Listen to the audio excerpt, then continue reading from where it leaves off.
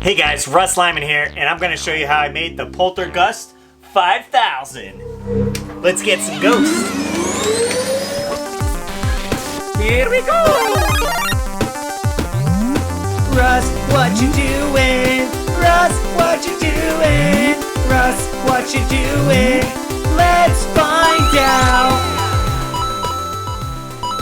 Alright guys, super excited to get into this build, building the Poltergust 5000. First thing, obviously, you need a vacuum cleaner. I was lucky enough to find one of these at Goodwill. You should be searching Goodwill, Savers, any thrift stores, and just carry a picture with you. This one is very distinct with the two-wheel setup and that oval shape right there. The one we did find is yellow, but that's okay, we can paint it.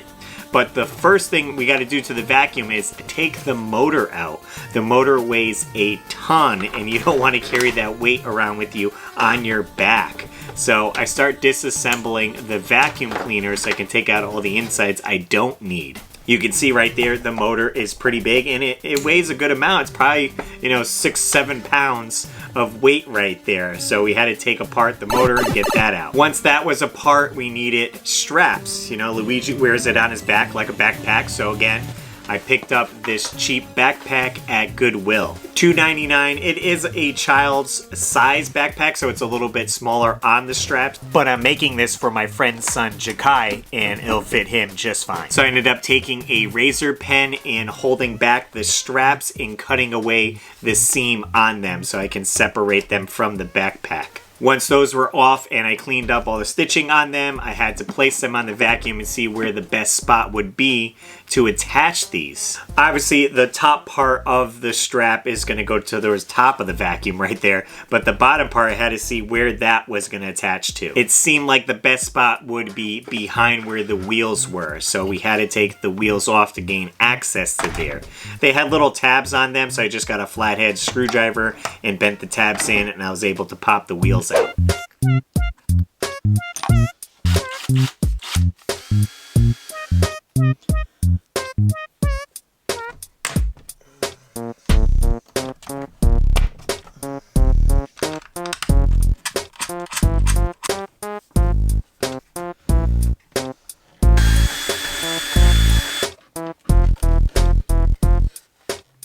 So once those are all through and situated, I was moving on to the next part. On the back of it, it has this little canister where the ghosts, I guess, are stored. It glows green. So I was trying to think of ways to accomplish that. So at Home Depot, they have these containers that you would put like loose nuts and bolts in. And I picked one of those up and I figured I can attach that to the back of the vacuum. So I ended up lining it up, the bottom piece right there, and screwed holes through that and through the vacuum itself. And then, again, on the flip side, I had to open the vacuum up and do some cleanup work on there so I'll be able to situate everything inside there, put bolts on, and access it better. But putting the other base on there, the top part wasn't see-through, and I needed something to be completely see-through, so I was trying to think of something else to put there.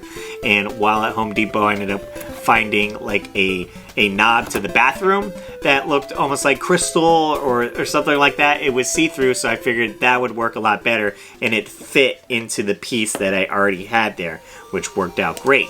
Moving ahead, I'm going to be working on the blaster part itself that Luigi uses. So what I ended up settling on was some duct work that kind of looked more like a vacuum. It was rectangle in shape, although the one you see is kind of more square, but I thought this worked perfectly.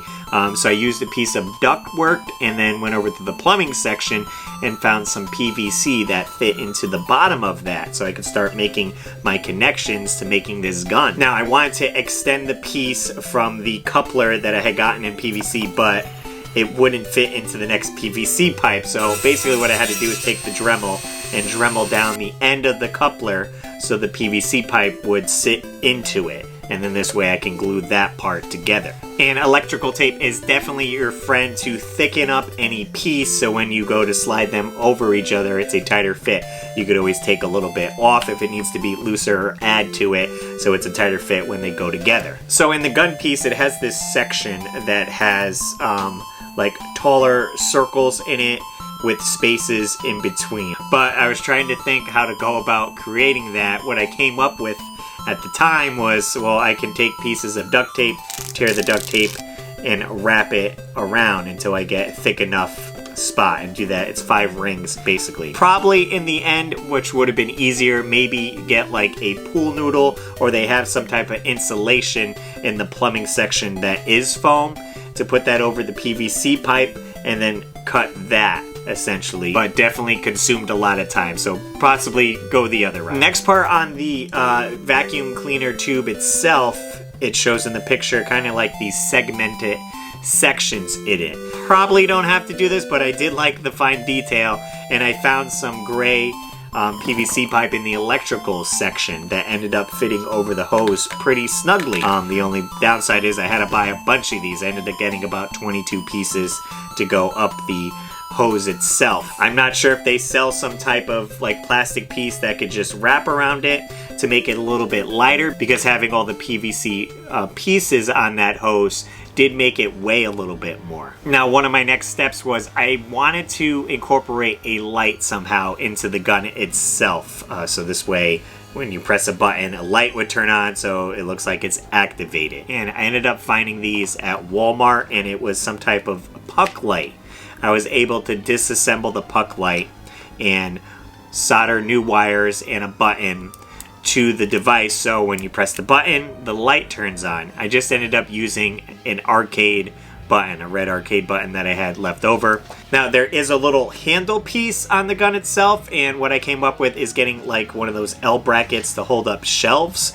This is only a few bucks to pick that up. I'm just bending the metal, and once I got it in there, I put some bolts to hold it in and then wrapped it in the duct tape to bulk it up and give it some cushion when you're holding onto it.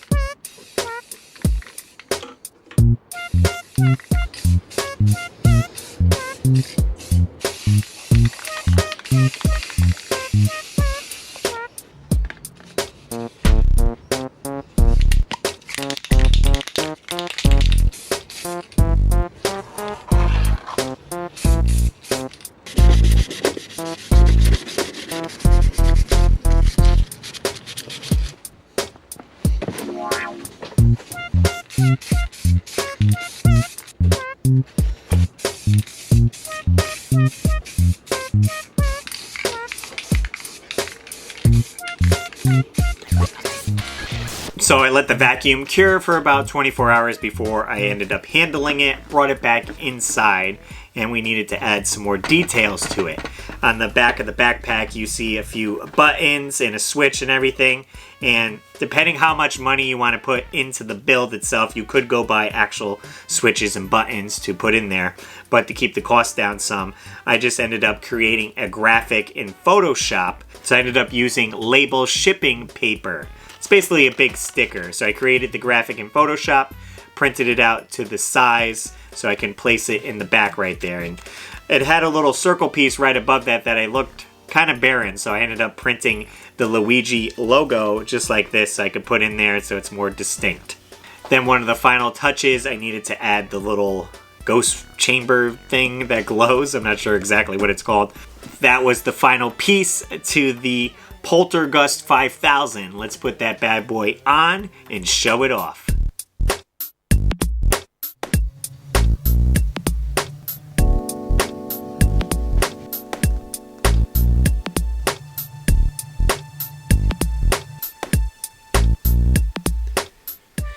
Alright guys, so here's the finished product. This is the gun right there. I did have a little button that I installed with the flashlight right there, so whenever you press it in, the flashlight will come on, the little puck light in there. And we got the hose that's connected to the backpack. And you can hold it here. This is just that hanger that I used and bent it a little bit, and we put a little bit of duct tape on there so it's more secure. You can kind of hold it like that with your other hand up here and then reach over, press the button. So here it is off the back. It's definitely a huge item. Luckily, you can take off the hose right here. Just pressing the 2 buttons there, and this comes off of the vacuum part. So this way you can just keep it detached, easier to store or travel with. And I have the clear knob right here, and if you open up the vacuum, like so, you still have access to there. I made it so you can put a glow stick in there, and this way it will glow when you're, you know, walking around or trick-or-treating or whatever. So we got the glow stick right there. Voila, that does a pretty good effect, I would say. This way you don't have to worry about batteries. That glows pretty good. Hopefully this gives you guys some inspiration to try to make your own Poltergust 5000 or a variation of that in one of the Luigi Mansion games. Shout out to my friend Jen for contacting me to make this for her son Jakai. Here's a few photos from Halloween. He had a blast wearing it. If you guys enjoy these DIY videos, I have a full playlist of other props and things that I've created, so I encourage you to check that out. Subscribe if you're not already. And as always, guys, I'm RussLyman, and keep your world fun bit by bit. I'll see you next video. And I want to give a super shout out to all my Patreon supporters: Dan Buchanan, George Sandoval, Joseph Riviera, Nintendo, Kelly Moore, David Apuzzo, Maynard, Joe Sheevy, TechWiz X, Matthew Hannigan, Alex Kaz, Ian Oshie, Ganaman, Rock Solid Productions, Turbo Jesse, and everyone on my Patreon. Link below if you want to join, and I'll see you later.